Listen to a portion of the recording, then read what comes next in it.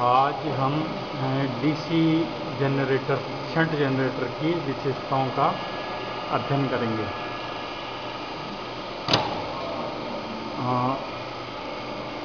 ये जो पैनल है इसमें यहाँ पर 200 3 फेज और 440 वोल्ट आ रहे हैं।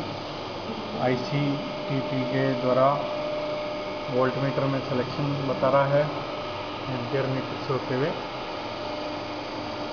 स्टार डेल्टा स्टार्टर से होते हुए AC मोटर को ये सप्लाई जारी है। AC motor 3 phase induction motor यहाँ लगी हुई है, जिससे शंट जनरेटर चल रहा है। शंट जनरेटर से जो फील्ड और आर्मेचर के 4 तार है वो यहाँ पर आ गए हैं और जो उत्पन्न हुई बिजली है वह MCB के थ्रू ही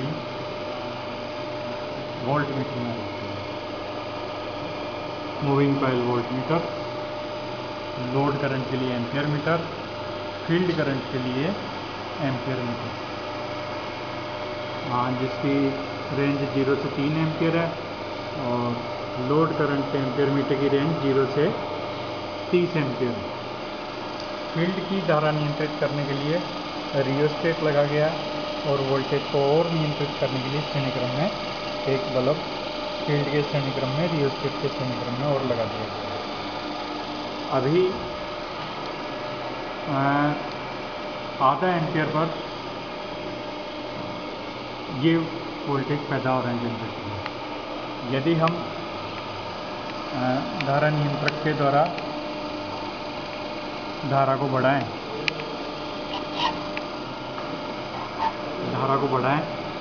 तो हम देखेंगे कि वोल्टेज में भी बढ़ोतरी होगी। रेजिस्टेंस को और कम करते हैं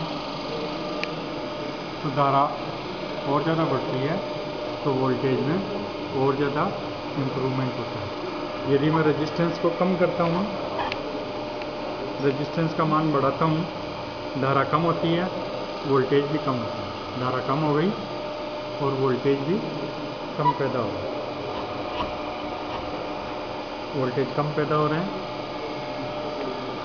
धारा कम जा रही है। तो बिना लोड के, अभी हमने लोड नहीं लगाया, लोड करंट 0 है, तो ये वोल्टेज और ये फील्ड करंट है। तो इसका जो हम ग्राफ देखते हैं तो नो लोड पे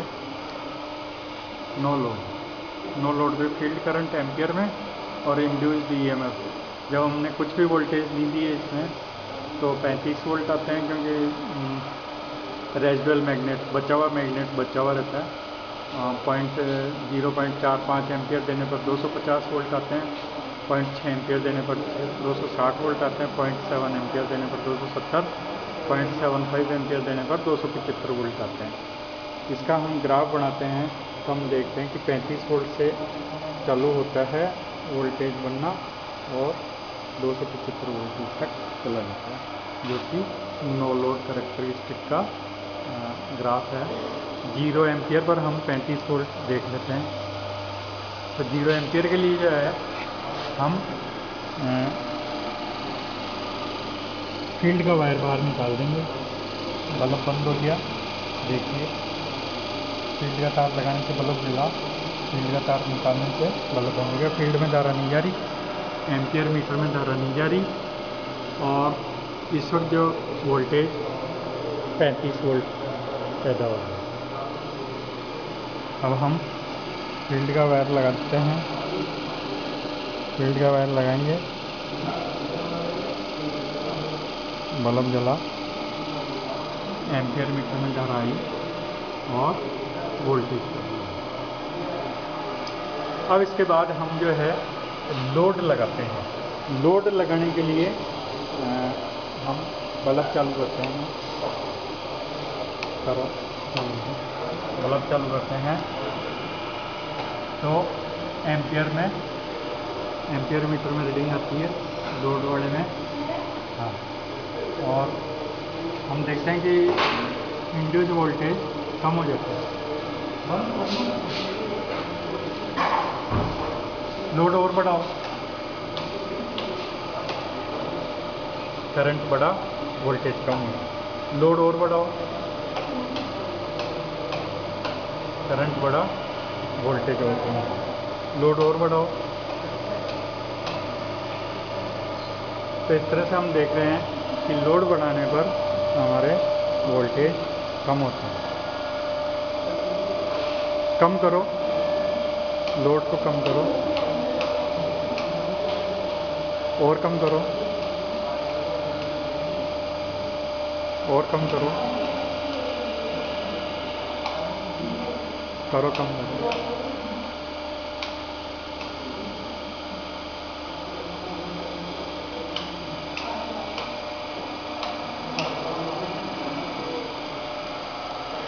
दोबारा लोड बढ़ाओ, और बढ़ाओ, बढ़ाओ, और बढ़ाओ, वापस कम करो।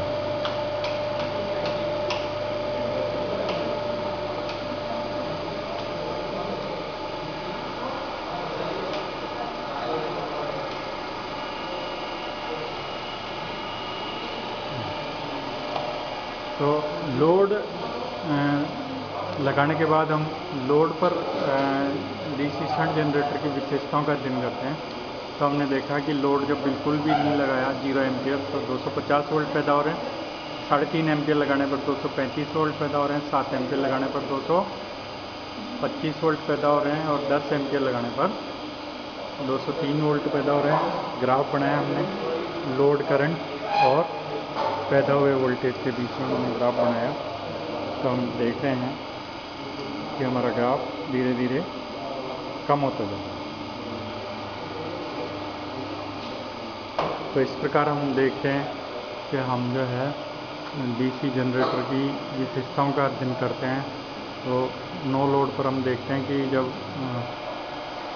फील्ड में बिल्कुल भी करंट नहीं देते तो रेजिडुअल मैग्नेट के कारण केवल 35 वोल्ट बनते हैं, और जैसे जैसे हम फील्ड का करंट बढ़ाते जाते हैं पैदा हुए वोल्टेज का मान बढ़ता जाता है।